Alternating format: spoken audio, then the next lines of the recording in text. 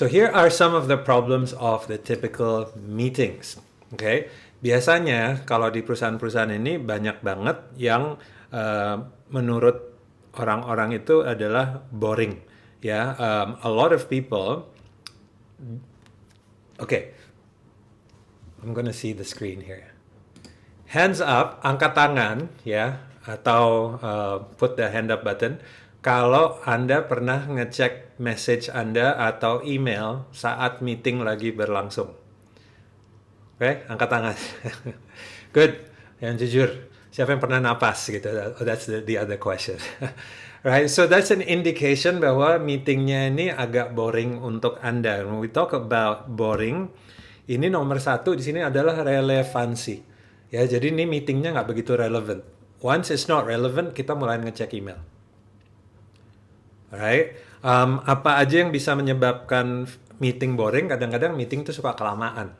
It's way too long. Udah nggak penting lagi, masih jalan lagi gitu loh.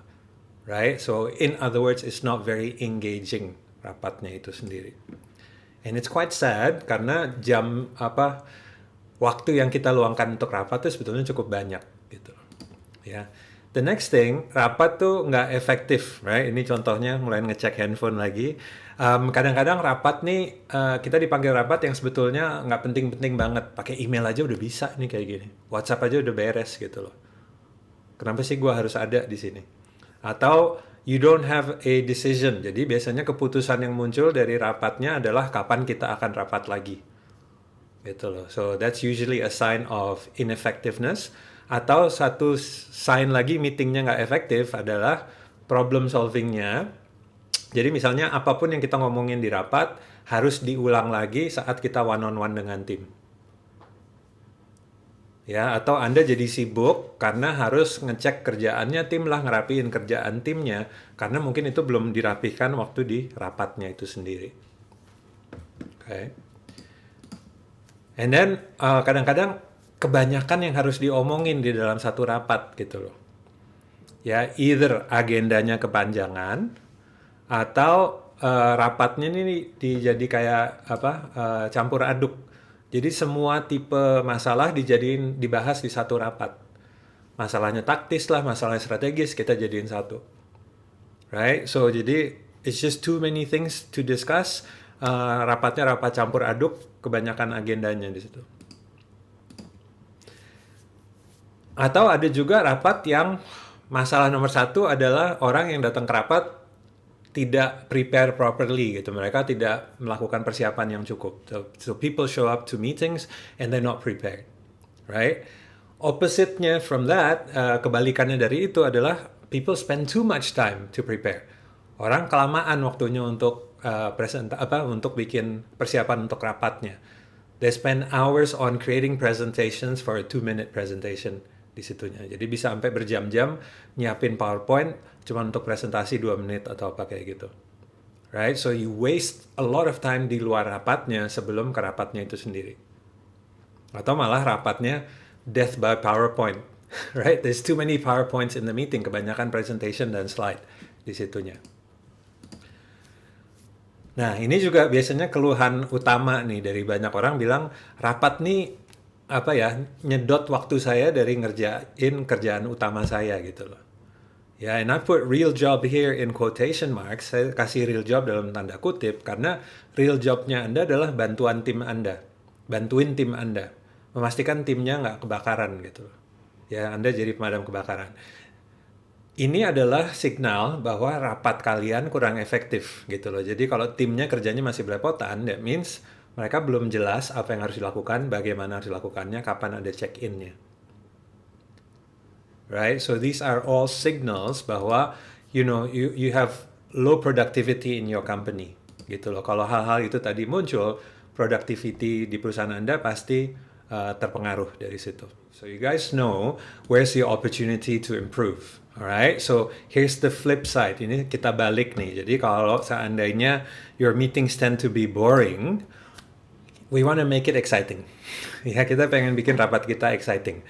I want you to think about nonton film, atau pergi ke rapat. Ya, tolong tulis deh di chat box. Anda kalau dikasih pilihan, Rapat di kantor atau nonton film? Pilihnya apa? Film atau rapat? Movie or meeting? Please type on the chat box. Would you prefer to go to a meeting or a movie? Movie. Ya, mayoritas nonton film. Rapat tapi nonton film. Alright, so I want you to type di chat box. Kenapa sih Anda lebih milih film daripada rapat? What makes you choose a movie over a meeting? What's missing is a story, a plot, a conflict. Gitu. So how can we create meetings yang lebih exciting with a story, with a plot, with conflict dari situnya. So we'll work on this. And then kita pengen rapat yang nggak efektif tuh kita pengen ubah jadi rapat yang penuh dengan kejelasan, full of clarity. Ya kan, kejelasannya apa aja? We want to know clear expectations. Ya kan, jadi what type of meetings are there? Kita kalau mau ngomong tentang ini di rapat yang mana? Right? How do I call meetings? Apakah rapatnya rutin atau ad hoc? Di rapat tertentu ini kita harus seperti apa aja sih yang kita inginkan, kita dapatkan, tujuan dari rapatnya, siapa aja yang perlu terlibat. So it needs to be super clear. Okay? And then kalau kita ngomongin tadi kebanyakan hal yang didiskusikan, rapatnya campur aduk, then we want to make sure that there's a contextual structure. Right? We want to be clear, ada rapat yang taktis, kita ngomongin hal-hal taktis, strukturnya seperti apa. Kita ada rapat yang sifatnya strategis, ada rapat yang sifatnya review, ada rapat yang sifatnya problem solving. So we want to make sure that there's a clear structure to what we do. And then kalau Anda tadi over atau under prepare, kita pengen punya a simple system supaya semua orang yang di rapat tuh bisa hebat gitu loh. Yeah, we want to make it simple for people to become great at meetings. Ya, jadi I had a session sama Michelle yesterday where we came up with a way, how do we make it so simple for every single employee to be great at their jobs? Nah, di sini kita pengen mikirnya, how do we make every single people to be great at every meetings? Gitu loh, supaya it becomes more enjoyable for everyone juga dari situnya. Okay? And kita pengen, apa ya, jadi kalau tadi when we say the meetings takes away time from our real job, we want to make sure now the meeting actually increases efficiency. Jadi dengan rapat yang baik ini kita bisa memastikan waktu kita untuk jadi pemadam kebakaran tuh kurang. Because more people are clear on what they have to do, they have complete buy-in, and you know, you don't have to repeat communication. Jadi apa yang kita ngomongin nggak usah diulang berkali-kali. So you get more efficiency and ultimately you will get greater results dari situ. Alright, so I'm going to give you sekarang 5 hal utama yang perlu kita perhatikan untuk menciptakan communication rhythm yang sehat di perusahaan kita. Alright, so the first thing, kita harus bisa menerima bahwa rapat itu adalah bagian dari organisasi. Right? So, selain menerima saja, more than just accept that meetings are part of organization life, we have to embrace it. Kita harus benar-benar merangkulnya gitu. So, we have to try to enjoy it, we have to make it as best as possible, and we have to be better at it gitu. Jadi kita harus berusaha untuk menjadi lebih baik lagi terus di sini, karena mau nggak mau, meetings are here to stay. Okay? There are technological tools that can help you increase communication flow, tapi ujung-ujungnya you want to make sure bahwa walaupun kita menggunakan teknologi, you want to make sure that you humanize the experience. Ya, jadi kita kuncinya di sini bahwa kita semua ini manusia. Ya, ini caranya manusia berkomunikasi is ngomong gitu loh. Face to face is always stronger. Apakah itu melalui Zoom atau di ruangan yang sama. But that will beat written communication any day. Okay? So you gotta make sure bahwa kita gimana caranya humanizing the experience. Right? That's the first thing. Yang kedua, kita pengen tahu dulu apa sih yang harusnya mengalir gitu. So we need to know what needs to flow. So what does that mean is we need to be clear on 3 things. Kita perlu jelas di 3 hal di sini. Okay, so I'm just going to write it down. So 3 hal utama yang harus kita jelas di sini. So I hope you guys can see. Okay. Yang pertama adalah kita harus tahu informasi apa saja sih yang saya butuhkan untuk membuat keputusan? What information do I need to know to make decisions? Right? So at the top level, you're definitely going to need to know what the revenue, profit, and cash is. You're going to need to know what are the critical drivers. You're going to need to know the key company projects. And then you need to know what's happening with the team and things like that. Right? Department level is a bit more tactical.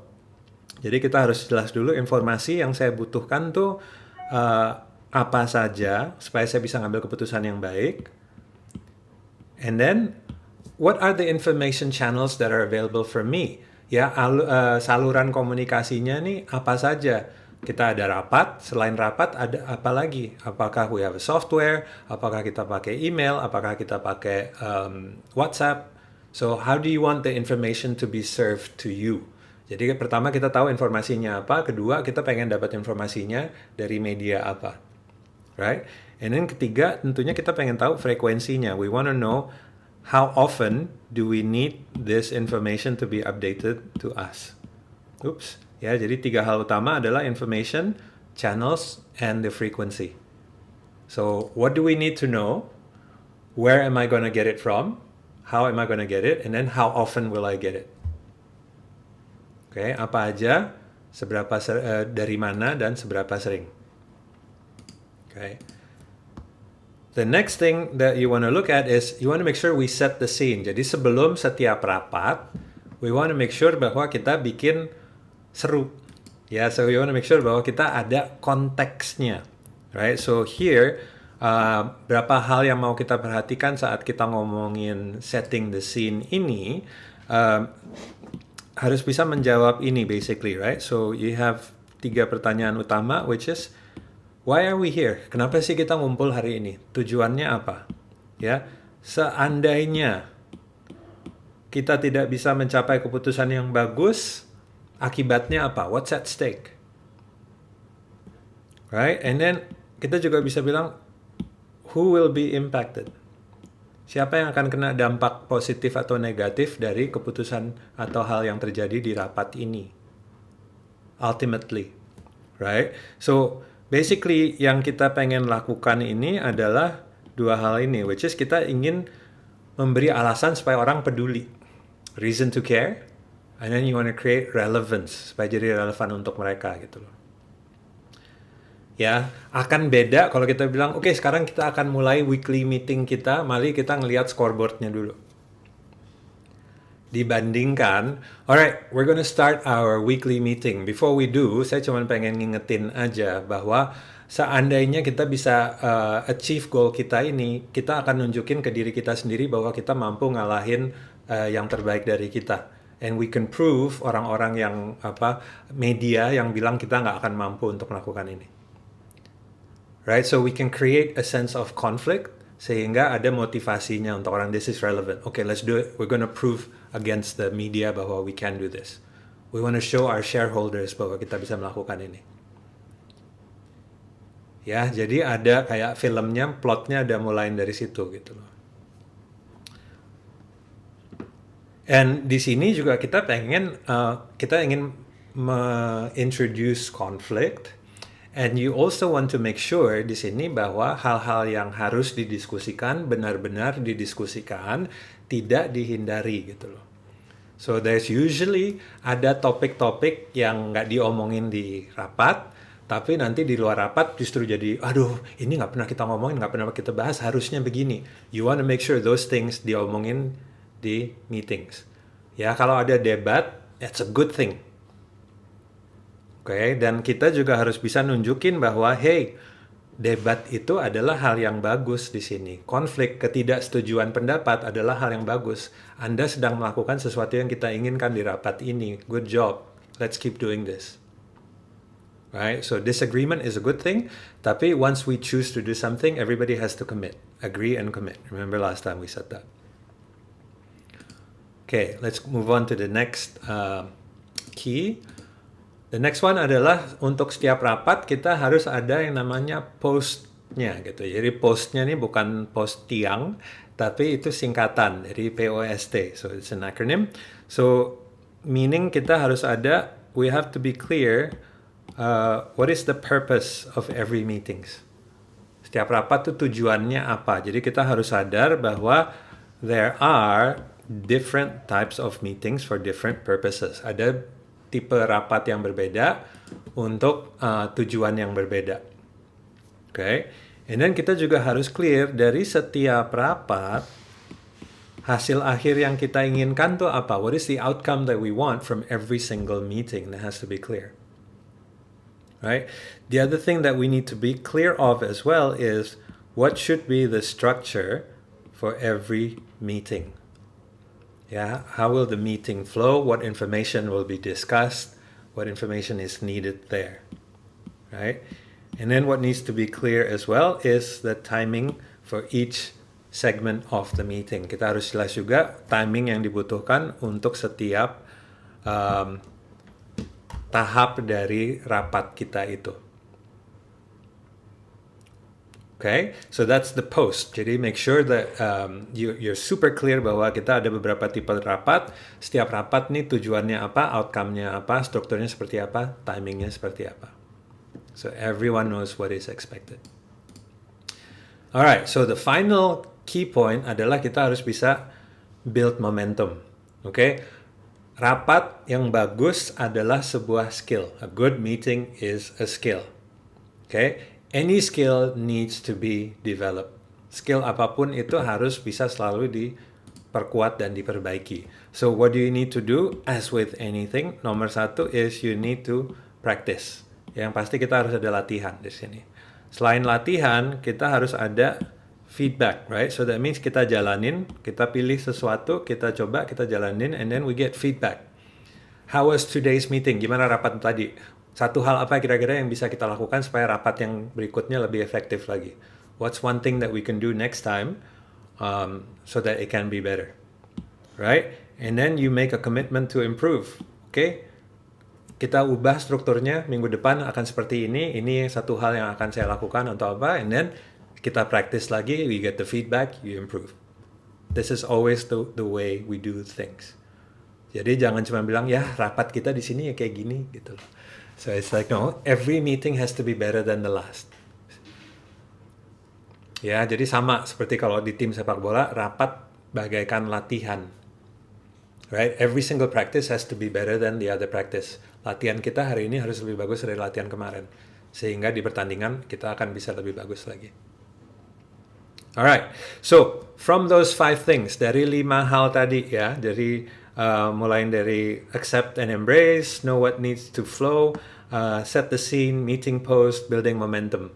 Kira-kira yang paling penting untuk Anda, yang mana nih yang harus kita bisa rapihkan? Tolong ditulis di chat box. What's the number one thing that you have to really pay attention to and improve so that your meetings are a lot more engaging and effective? Timing.